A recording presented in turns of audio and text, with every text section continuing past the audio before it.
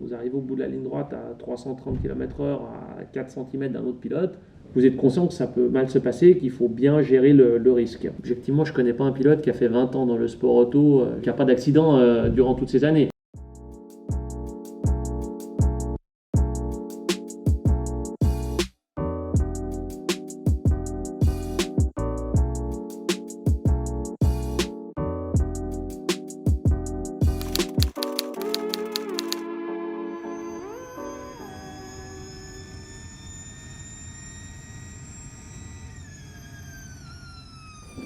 Alors, je suis Sébastien Buemi, j'ai 32 ans, je suis suisse. Je cours pour l'équipe Nissan Idams en Formule électrique. Je suis aussi troisième pilote pour Red Bull en Formule 1 et je participe aux 24 heures du Mans avec Toyota et au championnat du monde d'endurance. Mon parcours il est assez traditionnel. J'ai commencé par le karting à l'âge de 5-6 ans. J'ai commencé à faire des courses à l'âge de 7-8 ans.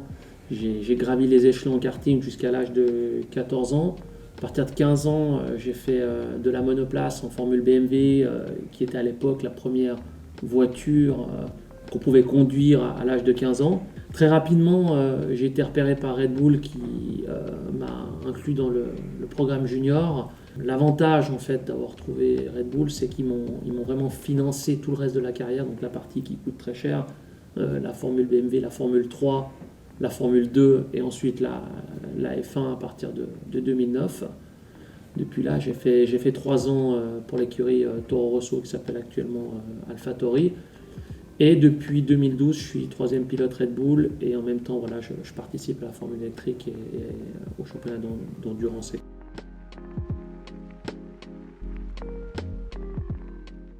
Bon, je dirais qu'en général, dans notre sport, c'est les résultats qui comptent.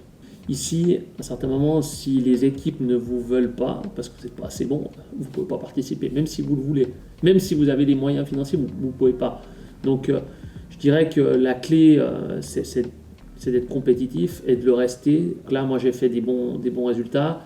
Ça m'a permis de me diversifier un petit peu, de ne pas rester que troisième pilote à partir de 2012, où j'étais plus pilote officiel pour Toro Rosso. Pour moi, à ce moment-là, c'était, on va dire, c'était un peu la croisée des chemins. Il fallait absolument que je fasse quelque chose d'autre. Donc, j'ai tout de suite eu l'opportunité avec Toyota. À l'époque, c'était le début du championnat du monde d'endurance. J'ai tout de suite fait de bons résultats et voilà, ça fait plusieurs années que je suis vraiment pilote titulaire. Donc, pour résumer, c'est vraiment les résultats qui comptent et la constance. Alors après, au moment où ça s'est entre guillemets arrêté, c'était très difficile à l'accepter. C'était une période très difficile de ma carrière parce que d'un coup, vous voyez un petit peu que votre rêve, il est en train d'en prendre un sacré coup, quoi. Donc c'est sûr que c'est très difficile à rebondir. Mais assez rapidement, aussi avec le soutien de ma famille puis tout ça, je me suis pas démonté. J'ai pas mal de contacts. J'ai tout de suite retrouvé, on va dire, une place dans une autre catégorie qui est donc l'endurance. Et par conséquent, j'ai tout de suite un peu réussi à rebondir. Je ne voulais pas attendre et voir ce qui allait se passer. D'un moment à l'autre, vous voyez que ça ne va pas le faire. Puis après, vous avez deux possibilités. Ou vous restez chez vous et vous pleurez sur votre cas, ou vous trouvez des solutions, quoi. Très rapidement, voilà, j'ai retrouvé d'autres solutions. Puis après, il y a la Formule E qui a démarré en 2014. J'ai tout de suite voulu faire partie de l'aventure parce que je me suis dit, le championnat d'endurance, c'est 8 courses. J'étais habitué à faire plus de 20 courses avec la Formule 1. Est-ce que c'est possible de combiner? Oui, puis c'est parti comme ça en fin de compte.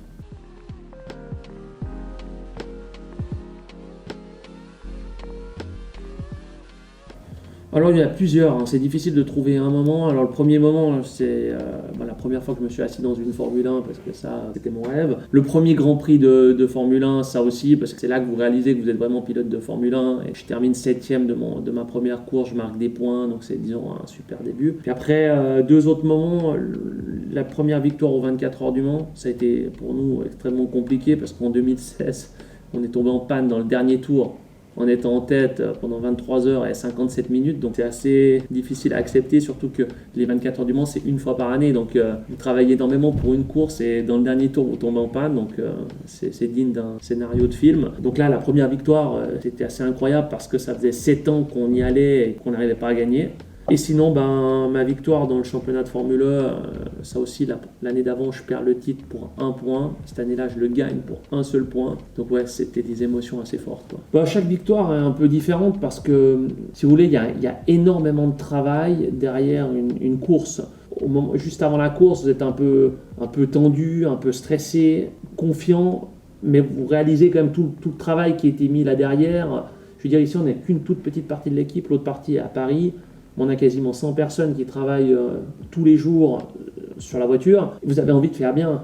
Alors c'est sûr qu'au moment de la course, c'est un peu, vous repensez un peu à tout ce tout ce que vous avez fait pour pouvoir être compétitif. Et après la course, quand vous avez gagné, c'est un moment assez incroyable. Vous réalisez, en fait, on réalise qu'on vit beaucoup pour ça, quoi. On vit beaucoup pour ce moment-là parce que quand vous gagnez, c'est un sentiment assez extraordinaire parce que c'est un peu une consécration. Vous réalisez tout ce que vous avez fait, tout ce qui s'est bien embriqué pour y arriver. Et c'est super. Et quand ça se passe mal, ben, des fois, c'est assez difficile à accepter parce que, de nouveau, il y a eu beaucoup de travail derrière, mais quand on est passionné par ce sport-là, on vit pour la gagne et tout le monde prend du plaisir quand on gagne, quoi.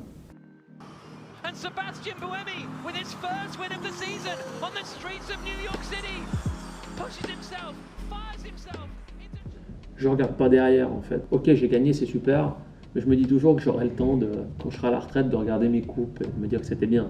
Je pense tout le temps à la prochaine course. Je suis quelqu'un qui en veut toujours plus, alors il y a des avantages et des inconvénients à ça. J'ai de la peine à profiter du moment, ça c'est ma femme qui le dit tout le temps, parce que je pense tout le temps à la prochaine étape en fait. L'avantage c'est qu'on n'est jamais rassasié, on veut toujours plus, on veut toujours gagner plus.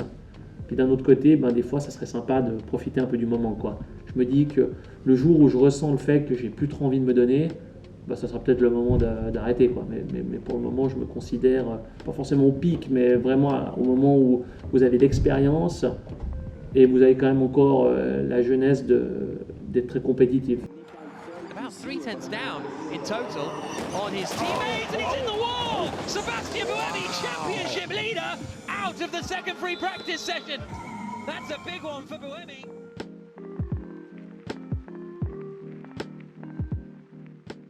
Je pense que c'est un des sports où quand vous grandissez, vous grandissez avec ça. Hein. Depuis l'âge de 7-8 ans, vous savez que vous pouvez vous faire mal, et potentiellement plus mal qu'avec du foot ou du tennis, quoi. Alors la sécurité s'est énormément améliorée, mais vous gardez en tête que les choses peuvent mal se passer. Je veux dire, moi j'ai fait du karting à l'époque, à 12 ans, avec Jules Bianchi qui est décédé en Formule 1, que je connaissais très très bien. Vous réalisez que même si les accidents sont de plus en plus rares, on va dire les accidents où les pilotes se font mal, ça peut toujours se passer. Donc après, vous respectez le fait que c'est quand même dangereux et vous essayez de flirter avec la limite. Vous arrivez au bout de la ligne droite à 330 km/h à 4 cm d'un autre pilote. Vous êtes conscient que ça peut mal se passer, qu'il faut bien gérer le risque. Objectivement, je ne connais pas un pilote qui a fait 20 ans dans le sport auto, qui n'a pas d'accident durant toutes ces années. Après, quand vous avez un accident comme j'ai eu en Chine, les pièces n'étaient pas assez solides, on avait voulu amener des nouvelles pièces plus légères, on n'avait pas eu le temps de les mettre sur le banc d'essai pour être sûr qu'elles tiennent.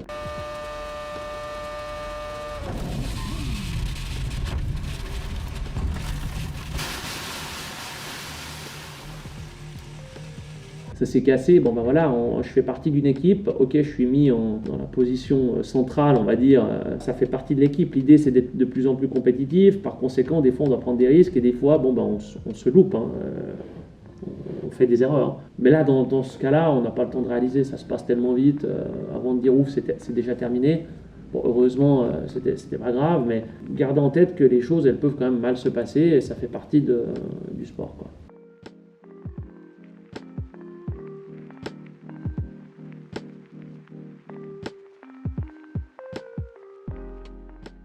Une partie que les gens ne se rendent pas compte, c'est l'effort physique.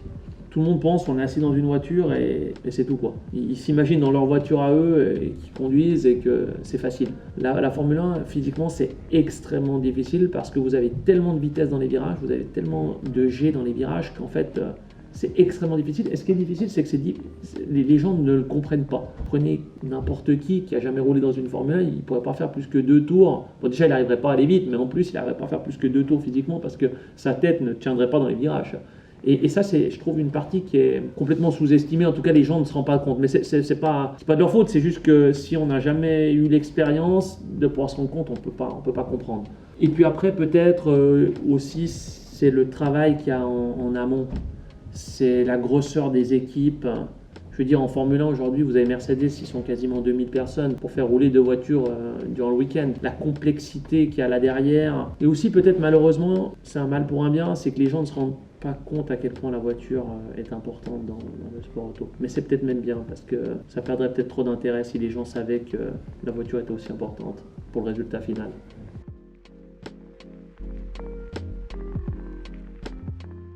Alors c'est un peu comme dans la vie de tous les jours, c'est que vous avez des pilotes avec qui vous êtes potes et ça se passe bien, vous restez en contact, et d'autres avec qui ça passe pas du tout. Mais après, je dirais quand même que c'est des relations difficiles. Pourquoi ? Parce que dans le sport auto, le premier concurrent avec qui vous êtes comparé, c'est votre coéquipier, parce que c'est le seul qui a exactement la même voiture que vous. Donc c'est très difficile d'avoir une bonne relation avec votre coéquipier. Alors avec mes coéquipiers chez Toyota qui roulent dans la même voiture que moi, c'est une super ambiance. Pourquoi ? Parce que je veux qu'ils fassent bien, j'espère qu'ils vont être compétitifs, mais avec tous les autres, c'est très difficile.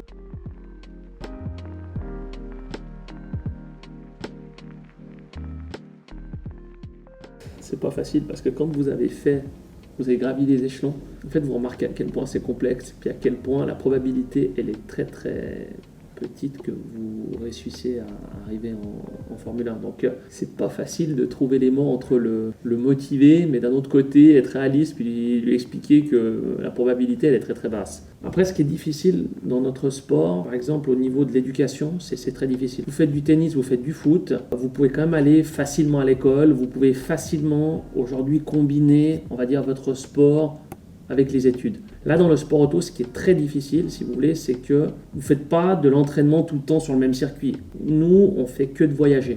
Donc automatiquement, vous ne pouvez pas suivre un cursus traditionnel. Et là, ce qui est très important, vous allez devoir décider que vous faites à fond le sport auto, puis vous allez laisser vos études de côté. Et là, ça, c'est compliqué parce que si vous n'avez pas le succès escompté dans le sport auto et que vous apercevez que vous arrivez à 20 ans ou 23 ans et que ça ne l'a pas fait, et puis que d'un autre côté, vous n'avez pas suivi les études, vous vous retrouvez potentiellement sans rien du tout.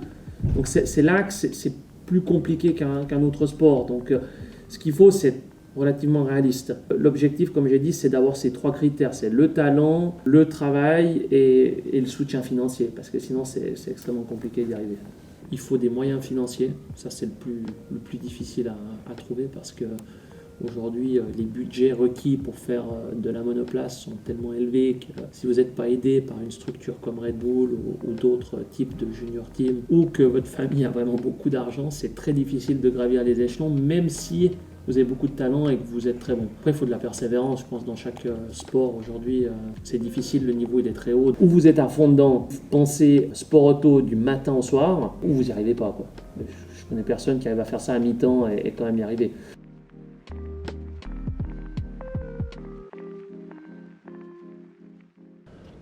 J'ai l'impression d'assouvir un peu ma passion, entre guillemets, parce que j'adore faire ça, en fait.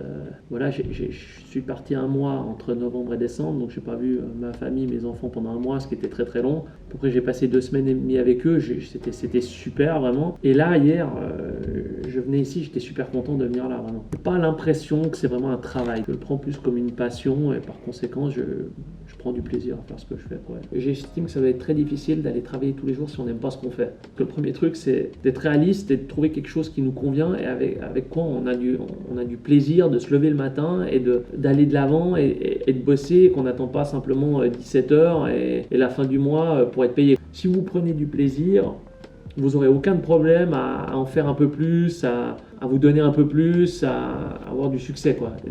Si ça ne vous plaît pas, c'est très difficile. Donc je pense voilà, il faut trouver sa voie et je sais que c'est facile à dire, c'est pas facile à faire, mais je pense que ça c'est primordial parce qu'après le reste, ça suit tout seul.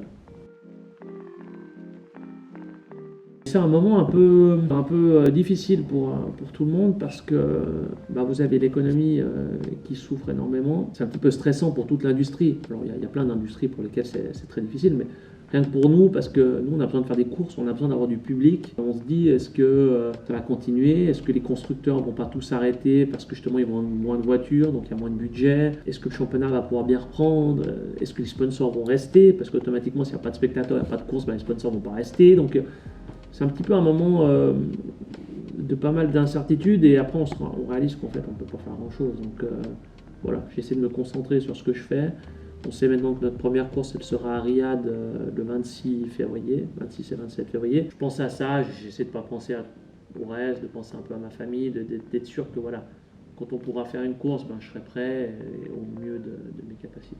D'accord. Bah écoutez, je vous remercie énormément. C'est très gentil à vous d'avoir pris du temps pour nous. Merci à vous, c'est gentil. Merci beaucoup. Merci.